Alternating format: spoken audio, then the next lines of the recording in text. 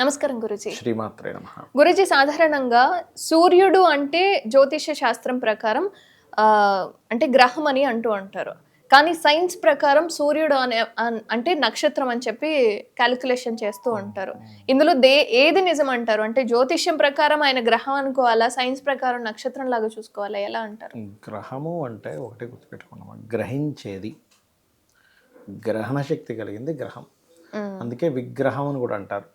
అంటే టెంపుల్లో ఉండే విగ్రహానికి కూడా గ్రహణ శక్తి ఉంటుంది. అది సూర్యుడు పలానా రాసులకి కనెక్ట్ అవుతాడని ఉంది. కానీ మీరు నవగ్రహ టెంపుల్స్కి ఎప్పుడైనా వెళ్ళారా? వెళ్ళాను. సూర్యుడిని మధ్యలో పెడతారు. అవును, ఇవన్నీ చుట్టుపక్కల ఉంటాయి ఇతర గ్రహాలు. అంటే మన వాళ్ళు ఎప్పుడో సూర్యుడు మధ్యలో ఉన్నాడు, ఇవన్నీ చుట్టూ తిరుగుతున్నాయని వాళ్ళు ఎప్పుడో క్యాలిక్యులేట్ చేసి చెప్పారు. అవునా కదా? అలాగే కొన్ని వేల సంవత్సరాల క్రితమే ఏ గ్రహం ఎన్ని రోజులకి ఒక సర్కిల్ అవుతుంది, అసలు అప్పుడు సరైనటువంటి టెలిస్కోప్స్ కూడా లేవు. అవునా? మరి ఇప్పుడు అదే క్యాలిక్యులేషన్ నడుస్తుంది కదా. ఒక రౌండ్ అవ్వడానికి శనికి 30 years పడుతుంది, గురువుకి 12 years పడుతుంది, చంద్రుడికి 30 days పడుతుంది, కుజుడికి 45 days, అదే ఒక్కొక్క రాశి మారడానికి 45 days పడుతుంది తెలుసుకుంటున్నాను. బట్టి మరి అప్పుడే ఎలా చెప్పారు అంటే వాళ్ళకి ఒక క్యాలిక్యులేషన్ అనేటువంటిది ఉంది, గుర్తుపెట్టుకోండి. గ్రహించేటువంటి శక్తి ఉంది కాబట్టి గ్రహం అన్నారు. కానీ అదేదో నక్షత్రమే, ఈ నక్షత్రం అని తెలియక కాదు. నక్షత్రమో గ్రహమో తెలియనటువంటి వాళ్ళకి ఇంత క్యాలిక్యులేషన్ ఎట్లా తెలుస్తుంది? ఈ రాహుకేతువులకి అంటే ఛాయాగ్రహాలు అన్నారు, వాటిని డైరెక్ట్ గ్రహాలు అనలేదు వాళ్ళు కూడా, ఛాయాగ్రహములు అన్నారు, వాటిని నోడ్స్ అన్నారు. ఆ నోడ్స్ వల్ల గ్రహణం ఏర్పడుతుందని చెప్పారు. ఏ సమయంలో, ఏ ప్రాంతంలో, ఎన్నో సంవత్సరంలో, ఎన్నో నెలల్లో, ఏ తిథిలో, ఎప్పుడు ఆ ఛాయాగ్రహాల ప్రభావం వల్ల ఆ నీడ పడ్డమే అనుకుందాం. భూమి నీడ పడింది చంద్రుడి మీద, అందుకని చంద్రగ్రహణం వచ్చింది. ఇట్లా అంటే చంద్రుడు అడ్డంగా వచ్చాడు సూర్యుడికి కాబట్టి సూర్యగ్రహణం వచ్చిందని ఇప్పుడు అంటున్నాం. అది ఎప్పుడు వస్తుంది క్యాలిక్యులేషన్ ఎట్లా చేస్తాం? కొన్ని వేల సంవత్సరాల క్రితమే ఉంది కాదు. మొన్న జీరో కనిపెట్టాడు. నిజంగానే గురుజీ, అంటే ఇక్కడుండి ఎక్కడో ఉన్న గ్రహాల గురించి ఎలా ఉన్నాయి, ఎలా తిరుగుతున్నాయి, ఇవన్నీ ఎలా చెప్పారు అని చెప్పి అంతు చిక్కని ప్రశ్నలాగా మనకి ఎప్పటి నుంచో ఉందమ్మా. ఇప్పుడు మీరు ఒక తొమ్మిది వీడియోస్ ఉంటాయి, అందులో మీరు కనుక చూసినట్లయితే పురాతన వేల సంవత్సరాలు అంటే వందల వేల సంవత్సరాల క్రితం ఉన్నటువంటి వాటి మీద శిలలు చెక్కుంటాయి. ఎట్లాగా కంప్యూటర్ పట్టుకుంటూ సైకిల్ బొమ్మ ఉండడం, ఏది ఒక 2000 సంవత్సరాల క్రితం ఉన్నటువంటి వాటి దేవాలయాల్లో సైకిల్ మీద వెళ్తున్నట్టుగా ఉంటుంది. మరి 2000 సంవత్సరాల క్రితం సైకిల్ ఎక్కడుంది? రాకెట్ల బొమ్మలు ఉంటాయి, ఏరోప్లేన్ బొమ్మలు ఉంటాయి, ల్యాప్టాప్, ఒక ఫోన్ పట్టుకున్నట్టు. అంటే ఏంటి, ఎక్కడో అడ్వాన్స్డ్గా ఉండేది, మధ్యలో ఎక్కడో మొత్తం క్లాష్ వచ్చేదో పోయింది. మనం అది అర్థం చేసుకోవాలి. కానీ ఇది గ్రహం అంటారేంటి, అది చుక్క కదా, అది స్టార్ కదా అంటే వాళ్ళకి తెలియక కాదు. కాకపోతే ఏంటంటే వాళ్ళు ఆ రకంగా చెప్పడం జరిగింది. గ్రహించేటువంటి శక్తి ఉన్నటువంటిది గ్రహము అనడం జరిగింది. వాడికి గ్రహించే శక్తి ఖచ్చితంగా ఉంటుంది. కాబట్టి అది ఆ గ్రహించే శక్తిని బట్టే ఒక్కొక్క గ్రహానికి ఒక్కొక్క కారకత్వం ఇవ్వడం జరిగింది. ఇది గురువు అంటే ఇది ఫిజికల్ ఫామ్లో కనబడేటువంటి గ్రహం కాదు, దానికంటే ఒక దేవత ఉంటుంది. మీకు ఫిజికల్ ఫామ్లో అదంతా మట్టి బుద్ధ కదండి అంటే అలా కాదు. మనకి బయటకు కనబడేటువంటి ఫిజికల్ ఫామ్లో ఉండేటువంటి ఒక మట్టి ముద్దే అనుకుందాం కాసేపు, ఒక రాయి అనుకుందాం కాసేపు, పెద్ద రాయి అనుకుందాం. కానీ దానికంటూ ఒక అధిష్టాన దేవత, గురుగ్రహం అనేటువంటి ఒక దేవత.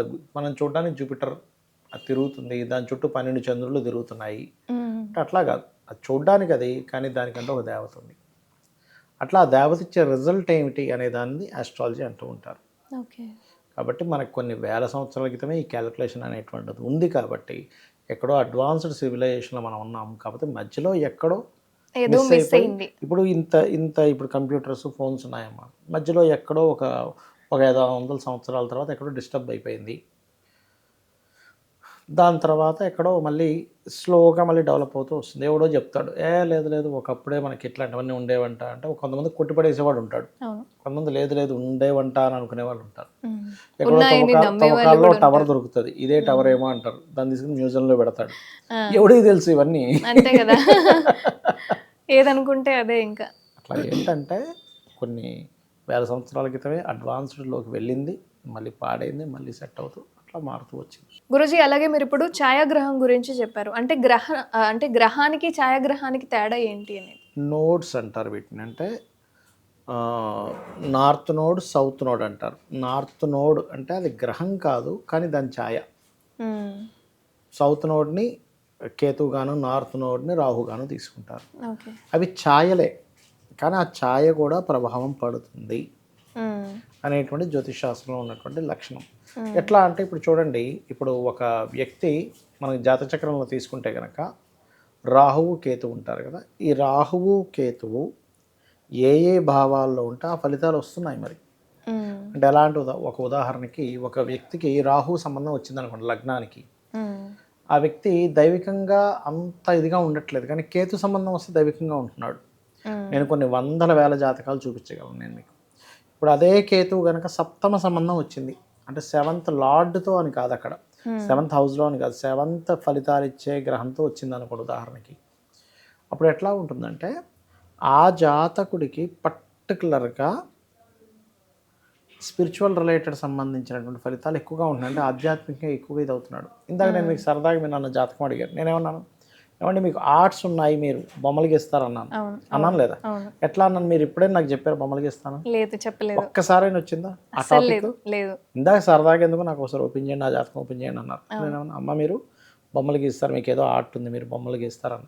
అవును నేను బొమ్మలు గీస్తానండి అన్నారు లేదా? అవును, నిజంగానే నాకు అంటే వాల్ పెయింటింగ్ వేయడము, డ్రా చేయడము అలవాటు వచ్చు.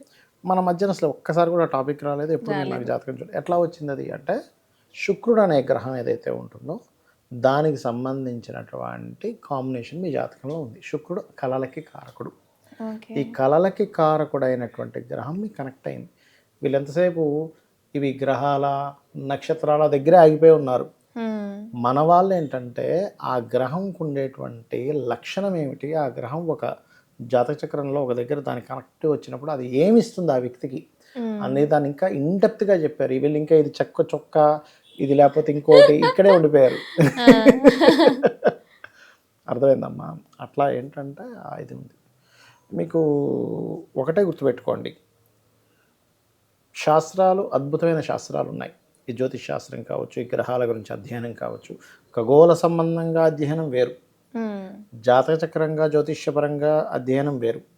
కాబట్టి నేను అనేది ఏంటంటే ఈ అధ్యయనంలో మనకి జాతక చక్రం ఏం చెప్తుందంటే, నువ్వు ఈ ఇబ్బంది ఎందుకు పడుతున్నావు, ఈ ఇబ్బంది పడడానికి నువ్వు పూర్వజన్మలో చేసినటువంటి కర్మ ఏమిటి, పాపం ఏమిటి, పుణ్యం ఏమిటి, ఇది నిన్ను వెంటాడుతుంది. కాబట్టి నువ్వు ఇప్పటి నుంచైనా సరైన మార్గంలో నడువు.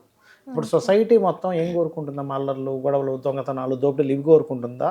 ప్రశాంతంగా ఉండాలని కోరుకుంటుందా? ప్రశాంతంగా ఉండాలని కోరుకుంటారు కదా. ఇప్పుడు ఒక వ్యక్తి నేను పూర్వజన్మలో చేసిన కర్మ వల్లే ఇది అనుభవిస్తున్నాను పూర్తిగా నమ్మకం కలిగినప్పుడు ఆ వ్యక్తి అవతల వ్యక్తిని మోసం చేద్దామని చూస్తాడా? అమ్మ వద్దు అలాంటి పాపం అంటుకోకూడదని అనుకుంటాడు. ఇంకో జన్మలో తగులుతుందన్న భయం ఉంటుంది కదా. భయం ఉండి కరెక్ట్గా ఉంటాడు కదా.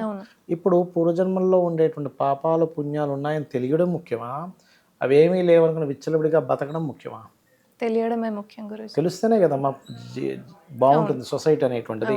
మన వాళ్ళు చేసింది అదే. ధన్యవాదాలు గురించి, చాలా చక్కటి అంశాలను మాతో పంచుకున్నారు.